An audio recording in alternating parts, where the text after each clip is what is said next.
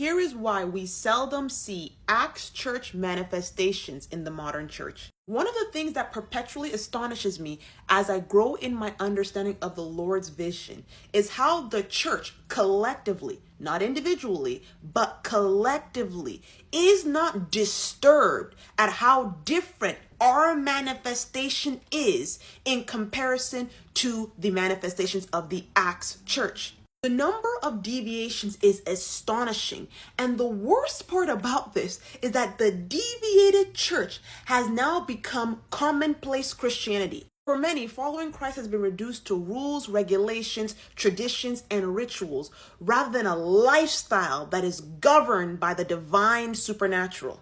I'm going to do a series soon where I take some of the common doctrine in the Christian religion. Then I compare that doctrine with the teachings of Jesus Christ. That is the red text, the words he spoke. And I'm going to show you how many of the things that we consider Christianity today directly contradict the things that Jesus taught. But that's for another day. Now, to answer the question as to why we don't see Acts church manifestations as commonplace in the modern church is simply because we do not do what they did. A snapshot of the early church taken from Acts 2.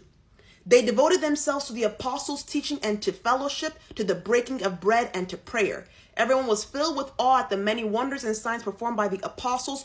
All the believers were together and had everything in common. They sold property and possessions to give to anyone who had need. Every day they continued to meet together in the temple courts. They broke bread in their homes and ate together with glad and sincere hearts. So many things to unpack. Let's get into the generosity of the believers of that time. Sharing with one another, selling possessions to give to those amongst their number who had need.